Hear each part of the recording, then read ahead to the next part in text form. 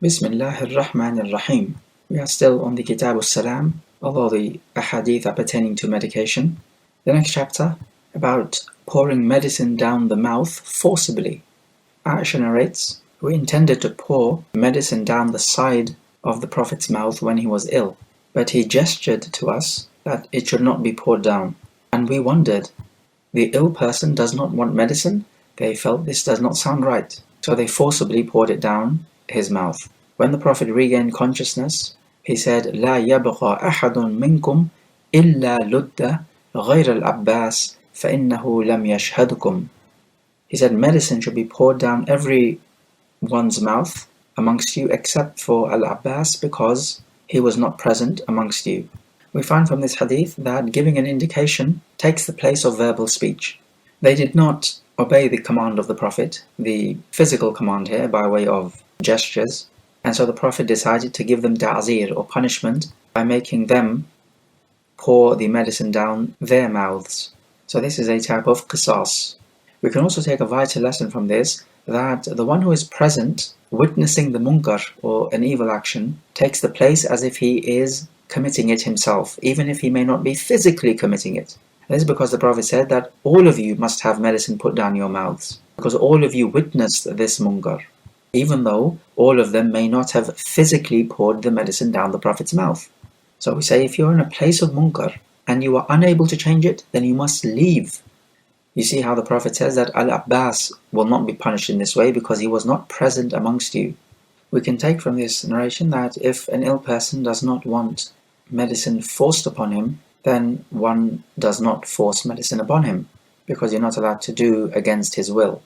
Note that medicine, in the way that the classical ulama have understood it, is something by which a healing may happen or may not happen.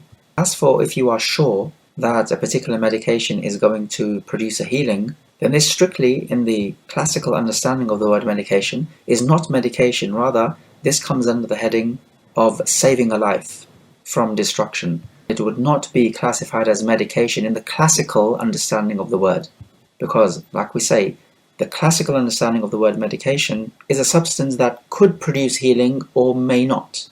That is quite apart from saving somebody from destruction. For example, a drowning person, and you go in as a lifeguard, let's say, to save him. This is saving a person from destruction. It is not medication.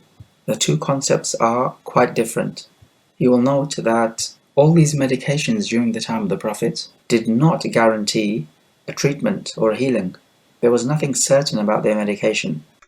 Now one may ask, why did the Prophet not want to take medication? And the answer could be that he did not think that this medication was the appropriate medication for his illness.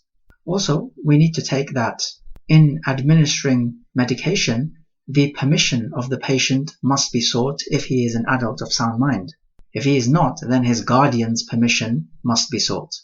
If he is unable to give permission, for example, he is unconscious, and the medication is such that it would save his life, then we can administer the treatment without permission, because we may safely assume that he will give permission, and then again, saving a person's life is ihsan, and there can be no blame on the one who performs ihsan on the other.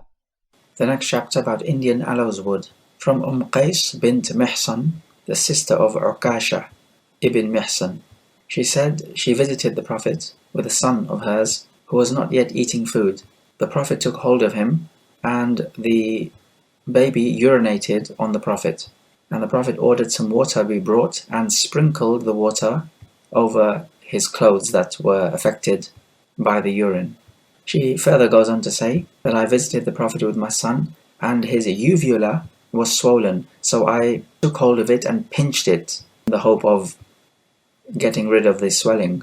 And the Prophet said, عَلَى مَا تَظْهَرْنَ أَوْلَادَكُنَّ بِهَذَا الْعِلَاقِ عَلَيْكُنَّ بِهَذَا الْعُودِ الْهِنْدِيِّ فَإِنَّ فِيهِ 7 أشفية منها ذات الجنب يسعط من العذرة ويلد من ذات الجنب. Why do you afflict your children by compressing their uvula like this? Upon you is to take the Indian aloes wood, because it has 7 types of remedy. From it is the healing for pleurisy, which is a pain in the side of your body. It is sniffed up the nose for the swelling of the uvula and poured down the side of the mouth for the pain of pleurisy.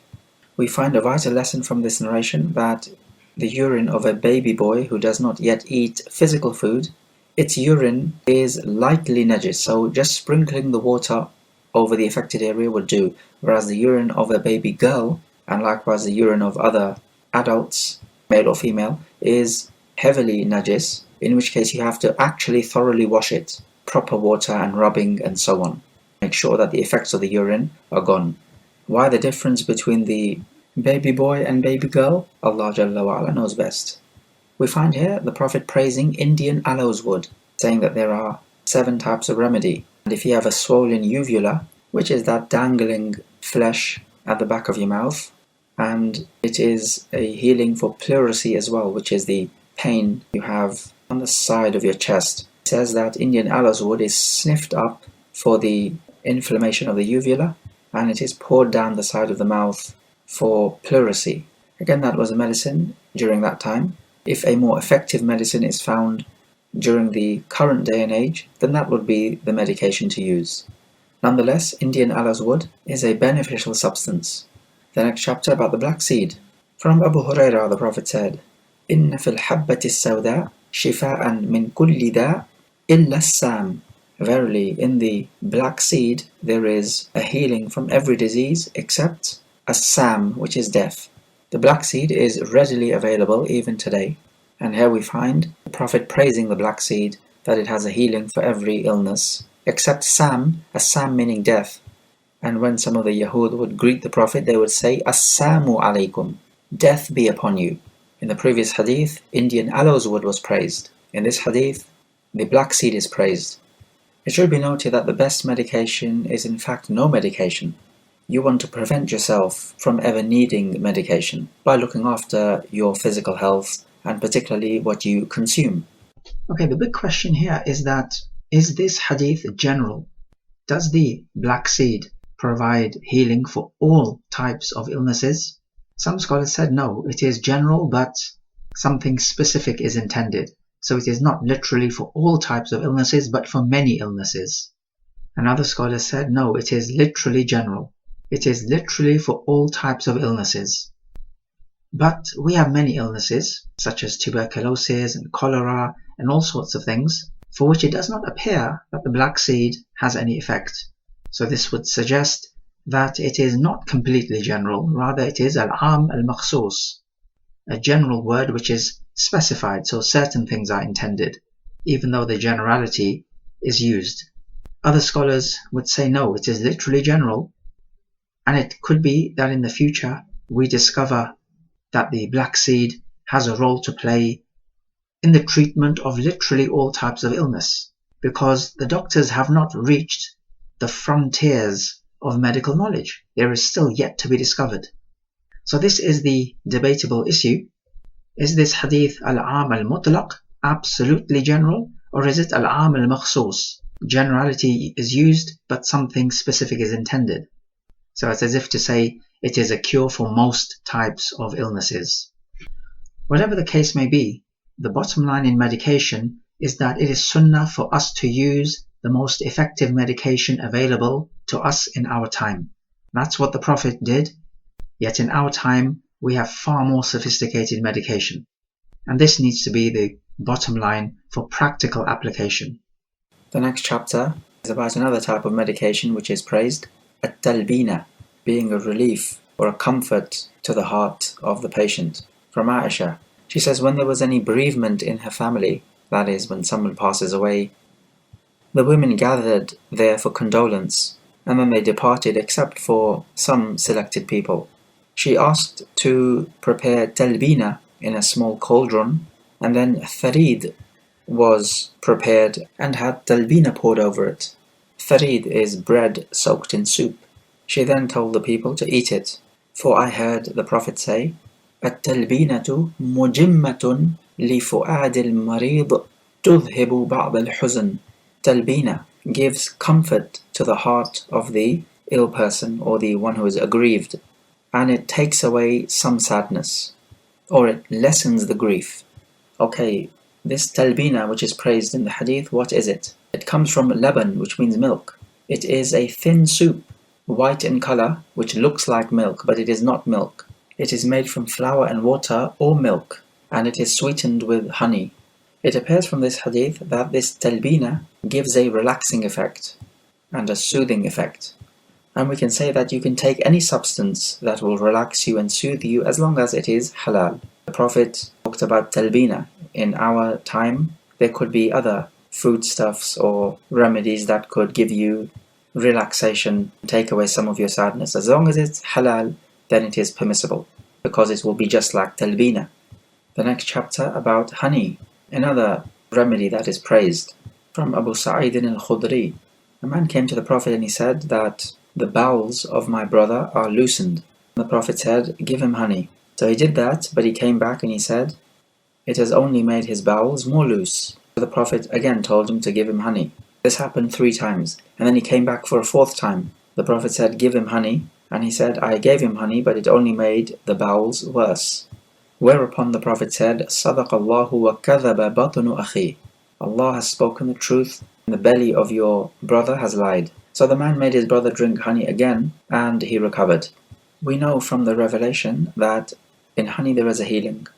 And if anyone comes along with their own particular physical evidence, such as this man saying that the honey did not heal my brother. So if anyone comes along with evidence that is not from wahi, from the revelation of Allah Jalla wa Ala, and it contradicts the clear revelation from Allah, then it is upon the Muslim to belie the non-revelatory evidence and to have iman in the revelation. And the evidence, as you have just heard, the Prophet said, صَدَقَ اللَّهُ وَكَذَبَ بَطْنُ أَخِيهِ, that Allah has spoken the truth and the belly of your brother has lied. So the Prophet here is belying the man's physical evidence and relying on the wahi. So if anyone brings a scientific theory that clashes with the Quran, then the first port of call is to see if it can be reconciled. But if there is no room for reconciliation, it's a clear-cut contradiction, then you reject their theory which they have brought, because at best that theory gives us conjecture, it does not give us sure knowledge. You stick to the Quran because that gives you sure knowledge. It is an eyewitness account, if you like. A typical example here would be the evolution theory, which tells us that humans were evolved from primordial slime into a single-celled organism, then after many years into some fish form, and after many more years into some ape form, and after many more years into this current human form. There is no way you can reconcile this theory with what the Quran and the Sunnah teaches us, that Allah Jalla wa Ala created Adam alayhi salam as 60 cubits tall in his own image. He did not evolve from anything. And then from Adam came Hawa, only 2 people at the start of mankind. There's no way you can reconcile this with the current evolution theory. The simple reason is that these theories give us conjecture, 70-80% sure. The Quran gives us yaqeen, 100% sure. If there's a clash between the two, then the yaqeen takes precedence over the conjecture. وَمَا يَتَّبِعُ أَكْثَرُهُمْ إِلَّا ظَنًّا إِنَّ الظَّنَّ لَا يُغْنِي مِنَ الْحَقِّ شَيْئًا إِنَّ اللَّهَ عَلِيمٌ بِمَا يَفْعَلُونَ. Conjecture cannot avail in aught against the truth. So this evolution theory is based upon interpretation of particular evidence that they have. An example of where you can reconcile a scientific theory, or indeed an observable fact, with the Quran is where, for example, Allah Jalla wa Ala says, وَتَرَى الشَّمْسَ إِذَا طَلَعَتْ تَزَاوَرُ عَنْ كَهْفِهِمْ ذَاتِ الْيَمِينِ. And you see that when the sun rose, it went or inclined to the right-hand side of their cave. One might say here, the sun rose. So it is the sun which orbits the earth, because the sun is the active participle, it is doing the verb, it is rising. So that would mean the sun revolves around the earth. But we can observe with the satellites that it is the earth which revolves around the sun. And also the earth is smaller, so the sun will pull the earth in towards it with the gravitational pull, creating the rotation or the orbit of the earth around the sun. That makes sense. So is there a conflict then between an observable fact and the Quran? The answer is no, because we can simply interpret the Quran and make it agree with the observable fact. That is to say, that when the Quran says that the sun rose, we understand it to be from our point of view, from what we can see, the sun is rising. Because the Quran says, وَتَّرَى, and you see the sun rising. So the Quran is speaking from our point of view, the earthling's point of view. And even in English, you have the word sunrise and sunset. Well, strictly speaking, that's not true. The sun does not rise, the sun does not set. If anything, it is the earth which rises and the earth which sets. But we are speaking from our standpoint of view, from what we see. And that is what the Quran is doing as well. So that can be reconciled, and there's no problem. Likewise with the Big Bang Theory. That is an easy reconciliation. The Quran gives a strong indication that the heavens and the earth were rent asunder, so it has the idea of an explosion. So these theories are fine. But as for evolution theory, we do not find any reconciliation whatsoever. We can also take from the narration that a belly can lie. Of course, it's not verbal, but it is possible to say that your belly or the belly of your brother has lied, because it has done something going against actuality. So the word kadhib in the Arabic language is broad. It does not just mean somebody who verbally lies intentionally. Rather, it could be applied to somebody who just makes a mistake in his declarative statement. That is the information which he gives. And it can be also applied to non-verbal actions. Let's move to the next chapter about the plague, evil omens, soothsaying, and the like. From Usama ibn Zayd radiallahu anh, that the Prophet said, الطاعون رجز أو عذاب أرسل إلى بني إسرائيل أو على من كان قبلكم فإذا سمعتم به بأرض فلا تقدموا عليه وإذا وقع بأرض وأنتم بها فلا تخرجوا فرارا منه. The plague is a calamity or punishment which Allah sent to Bani Israel or those who were before you. So, if you hear about it in a particular land, then do not enter that land. And if it befalls in a land in which you are in, then do not escape it trying to flee away from it. Also, a narration to this effect, a longer one, Umar ibn al-Khattab traveling with companions when he was the Khalifa to Asham, and they heard that the plague has befallen that place, and he consulted the Sahaba as to what to do. First he consulted the earliest emigrants, and they had a difference of opinion. Some said go ahead, some said don't. Then he called in the Ansar, and they too differed. Then he said, call those from the Quraysh who migrated before the Fath, and they told him to go back, so do not go to Asham. And this is what Umar decided to do. Abu Ubaidah ibn al-Jarrah asked Umar, are you fleeing from the Qadr of Allah? And Umar said, yes, we are fleeing from the Qadr of Allah to the Qadr of Allah. He said that, do you not see, if a valley has two sides, one of them covered with grass for your animals to graze on, and the other one barren, would you not choose the one with the grass, the vegetation? If you did, it would be through the Qadr of Allah. But if you did not, and you chose the other one, that too would be from the Qadr of Allah. Then after that, Abdurrahman ibn Auf came. He was not present with them initially because he had some business to take care of. And he informed Umar ibn al-Khattab that the Prophet said that if you hear of its presence in a land, then do not enter it. But if you are in a land in which it occurs, then do not flee from it. Thereupon, Umar praised Allah Jalla wa Ala, and they returned back to Al-Madinah. We take from the narration that it is upon the Khalifa or the ruler to look after his population and not to expose them to danger. We take the vital lesson from this narration to consult with people of knowledge and understanding. Do not be so proud so as not to consult with them. Umar ibn al-Khattab was a scholar. He had much knowledge, yet still consulted with the trustworthy people. So how about us? We are nowhere near Umar ibn al-Khattab, who was from the Muhaddathun, the Mulhamun, those who were inspired by Allah Jalla wa Ala. We take the lesson that in your consultation, it's not about consulting many people. Rather, it is about consulting those with the most sound opinion, and so choose the best of them. So it is the quality which matters, not the quantity.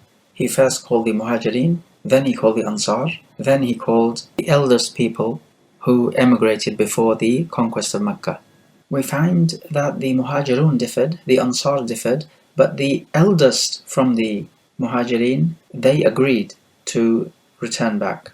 And of course, this was the correct decision. There's an interesting point in all of this. None of them quoted the hadith of the Ta'un. So we're talking about the best of the Sahaba, and not one of them is able to quote this particular hadith of the Ta'un until Abdurrahman ibn Auf came along.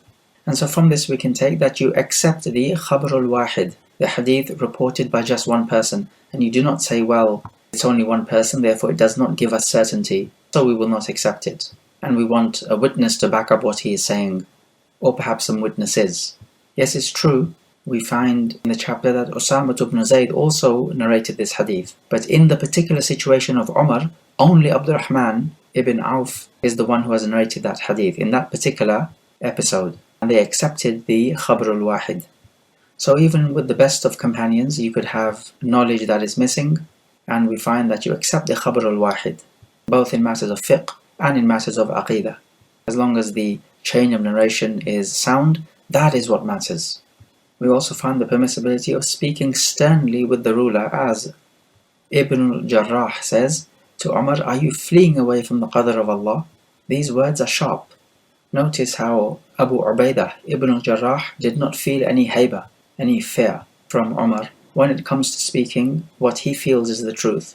We find the respect that Umar had for Abu Ubaidah, as Umar said in response, "If anyone other than you had made this objection, it would have been easier for me. But because you're making this objection," he says, "it is difficult for me to take." And this is because the Prophet called Abu Ubaidah ibn al-Jarrah the Ameen, the trustworthy one of this ummah. And Umar, when he was stabbed, he said to his people that if Abu Ubaidah had been alive, I would have made him the Khalifa, because the Prophet called him the Ameen of this ummah, the trustworthy one.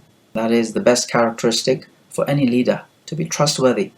We also find the permissibility of using qiyas or analogy in deriving a ruling, just as Umar did his example of a valley having two sides, one with pasture and the other one being barren.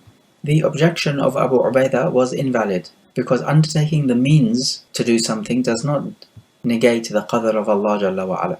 If you take medication for your illness, you're not fleeing away from the qadr of Allah Jalla wa Ala. All of our actions are from the qadr of Allah, the sabab and the musabbab, the cause and the effect.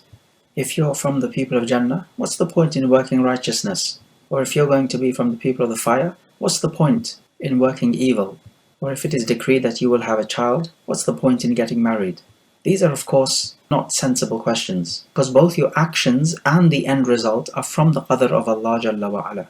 And everyone will find it easy to do those actions which will lead him to his final destination.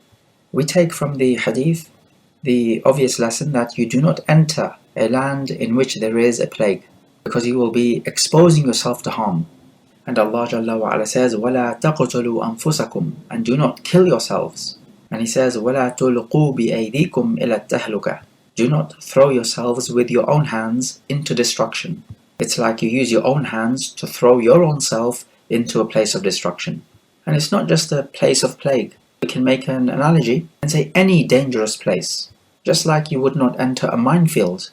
We take also from the mantuq of the hadith, from the direct spoken words of the hadith, you do not leave a place in which there is ta'un if you're living in that place, fleeing away from it. But you can leave that place if it is for a purpose other than fleeing away from the plague. For example, you have to travel abroad for business purposes and so on.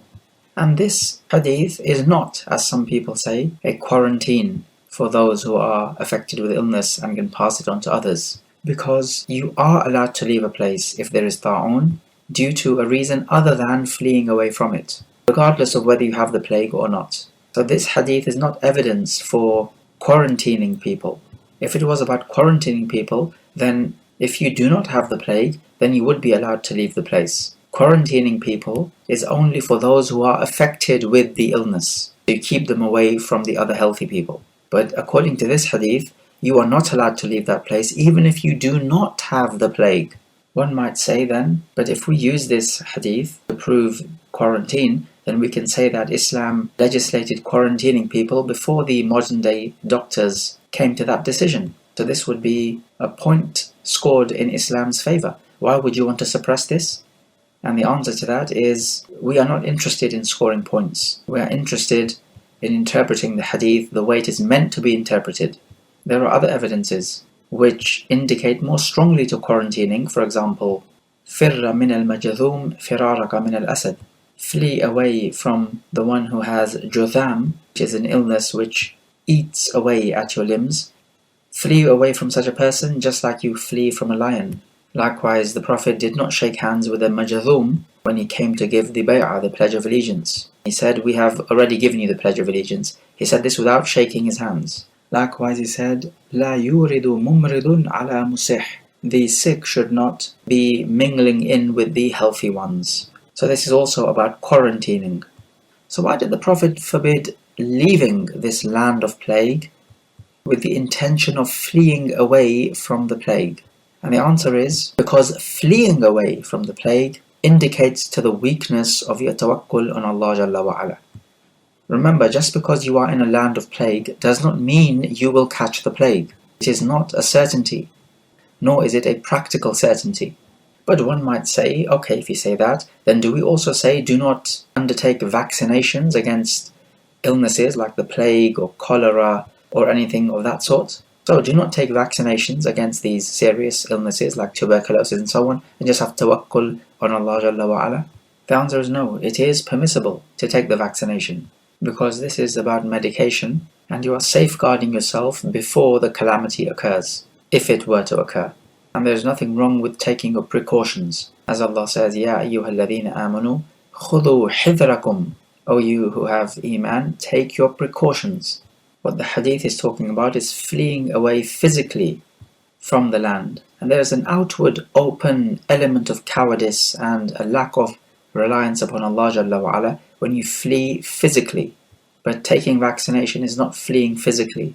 So if you're in a land in which the plague has not occurred, but you take your vaccination nevertheless, that is permissible. And if it occurs in a land in which you're in and you take your vaccination after the plague occurs, then that is also permissible. And so vaccination is not a matter of fleeing outwardly and openly. We may take from the hadith that if you make a decision and it happens to be in accordance with what Allah and the Messenger have ruled, then this is a ni'mah which should be thanked. So you must praise Allah Jalla wa Ala. How do we take this? Oh, because Umar ibn al-Khattab, when he was told this hadith by Abdurrahman ibn Auf, then this hadith agreed with the decision which Umar took, which means that he took the right decision, which means that this is a ni'mah from Allah, and he said, Alhamdulillah. So do get into the habit of praising Allah Jalla wa Ala for every type of ni'mah, be it in terms of food and drink, wealth, or even knowledge and decisions that you make which agree with the Sharia. Let us take the next chapter about contagious diseases and evil omens and so on. From Abu Hurairah, the Prophet said, La adwa wa la safar wa la hama. There is no adwa and safar and hama. And then an Arabi said, Messenger of Allah, inform me that you have this camel in the sand. It is like a deer, so beautiful. And then along comes a camel with scabies, and then the beautiful camel catches the scabies. And the Prophet asked him, فَمَنْ أَعْدَى الْأَوَّلِ. So who infected the first one? In this hadith, the Prophet tells us there is no adwa. That is a contagious disease, a disease which spreads from one person to the other. But we also have the narration from the Prophet who says, فِرَّ مِنَ الْمَجَذُومِ فِرَارَكَ مِنَ الْأَسَدِ. Flee away from the majadhum just like you flee away from the lion, because you could catch the disease from him. That is to say, keep away from such a person. So clearly the Prophet acknowledges that there is such a thing as a contagious disease. But at the same time, in this narration, he's saying there is no contagious disease. So there seems to be a contradiction on the surface.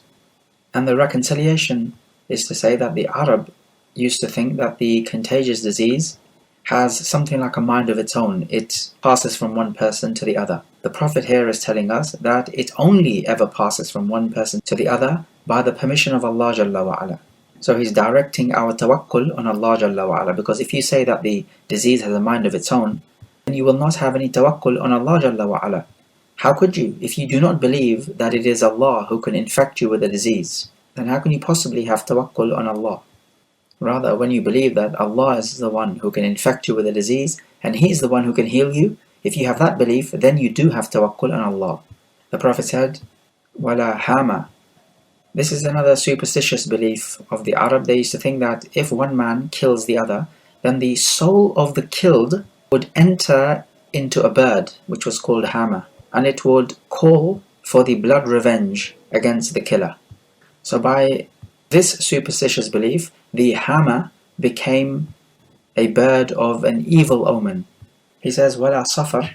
One interpretation is when they would delay the sacred month of Muharram to Safar. in order to allow themselves to fight. It is what Allah Jalla wa Ala speaks about, إِنَّمَا النَّسِيءُ زِيَادَةٌ فِي الْكُفْرِ. Another interpretation for safar is, it would say that it is a worm which resides in the bellies of people, which causes contagious diseases and can also make people feel hungry. The Prophet is saying that no, there's no such thing. This is all superstition, and Islam negates it. In the chapter, the Prophet also said, وَلَا نَوْء. There is no such thing as a naw. A naw is a star, and the Arab believe that this particular star causes rain. The Prophet is saying, no, rain does not come from the movement of stars or the positioning of stars. No any other fortune or misfortune comes from the position of stars. This is all astrology, and it is all shirk. Rather, rain comes from Allah Jalla wa Ala, it is from His rahmah. It can also be a punishment, as we know from the time of Nuh alayhi salam. Also in the chapter from Abu Hurairah, that the Prophet said, لا يورد ممرض على مصح. The sick person should not mix in with the healthy person. And this is to avoid the contagious disease. So there is such a thing as a contagious disease, but it is by the will of Allah Jalla wa Ala. Upon Him you should make tawakkul. Also in the chapter, the Prophet said, La ghul. There is no ghul, and this is what they used to believe in another superstition, that the jinn could harm you.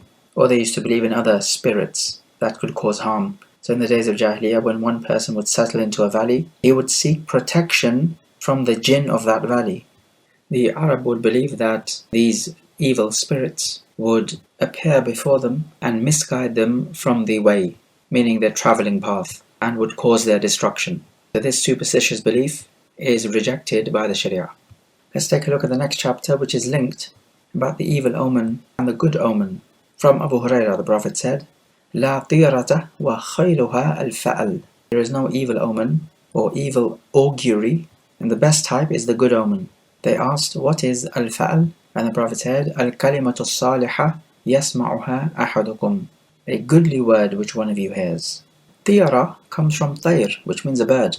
And this is because the Arab would set off a bird, and if it flew in a particular direction, they would see it as a bad omen. And if it flew in another direction, they would see it as a good omen. So depending on which direction the bird flies, they would proceed in their work, or they would not proceed in their particular work which they intended to do.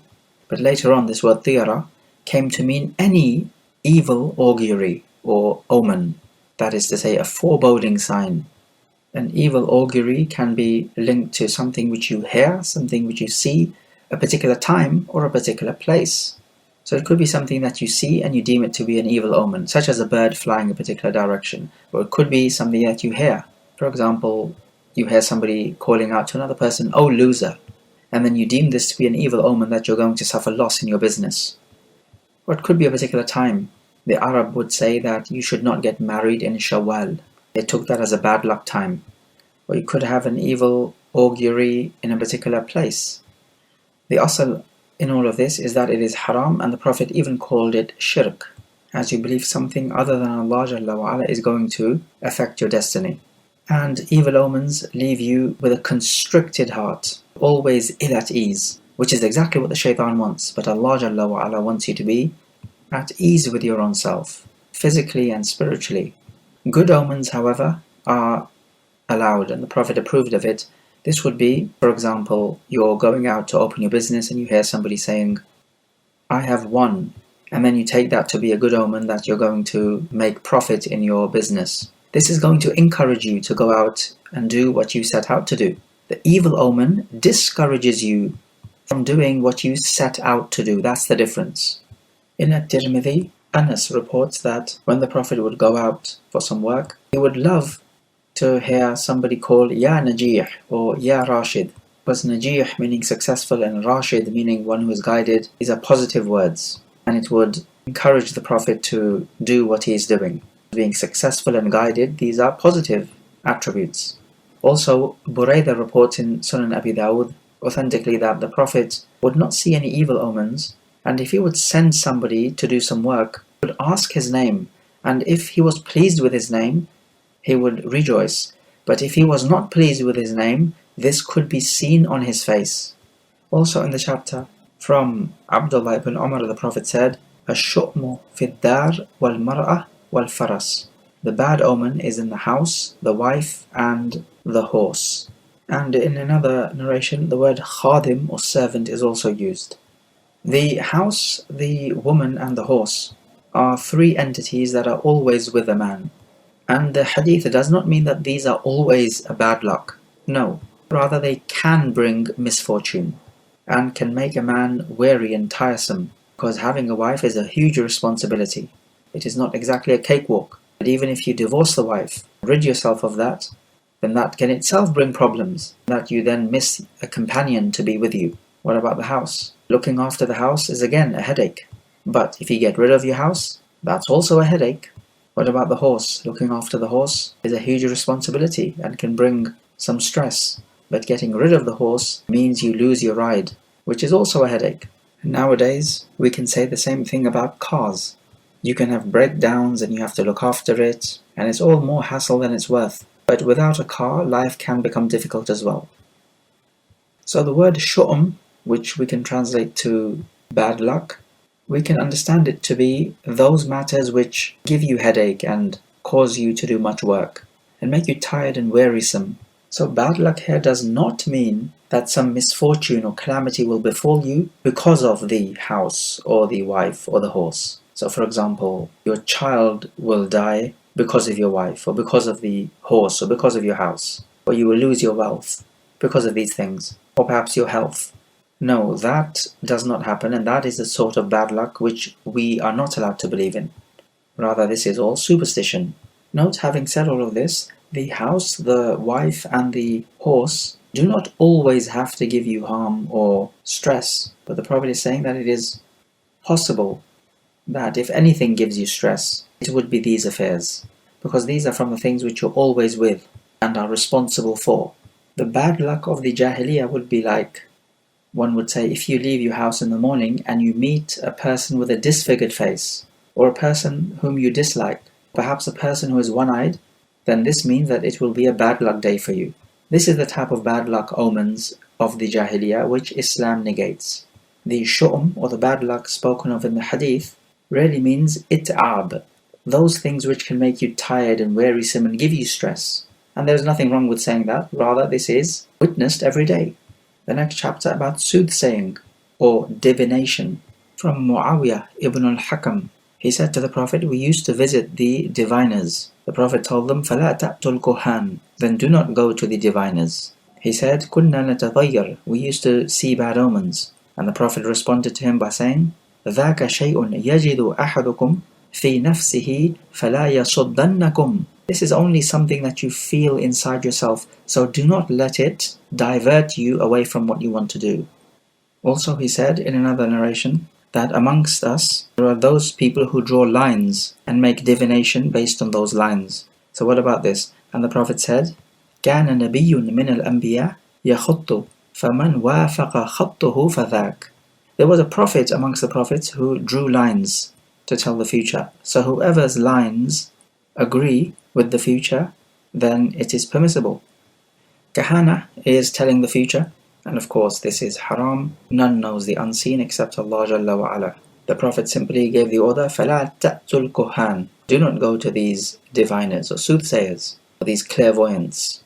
The one who visits and believes the kahin, he has made kufr in what was revealed to Muhammad ﷺ. As for one who visits a kahin but does not believe him, then the salah of 40 days is not accepted from him. But if he goes to a kahin in order to expose him as a liar, then this is permissible in principle, because this is what the Prophet did to Ibn Sayyad. And the Prophet was thinking of the word dukhan, and Ibn Sayyad told him dukh. He did not say the full word. Nowadays you find astrology, and this is also from kahana. So we can make the analogy, we say that if you believe in astrology, then you have disbelieved in what is revealed to Muhammad ﷺ, as it comes in the hadith. But even if you just read the astrology that is written down, but do not necessarily believe in it, then the salah of 40 nights is not accepted. Before Islam, there was much kahana, because the jinn would steal from the divine decree and put it into the ear of the diviner. After the Quran was revealed, the shayateen were banished. And so after the advent of the Prophet ﷺ, this divination, in terms of taking the news from the jinn, became very rare, because the jinn were prevented from stealing from the qadr. And this is what we learn from Surah Al-Jinn. Is it permissible to use a jinn for halal purposes? Ibn Taymiyyah says yes, and he uses the example from the Sahaba where they were missing Umar ibn al-Khattab, the Khalifa, one day, and they asked the woman who used the services of a jinn, and the jinn told her that he's in a certain place, he's treating the camels who have scabies.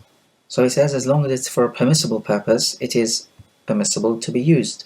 But as long as, of course, you are not dedicating any ibadah to them and nothing haram is included.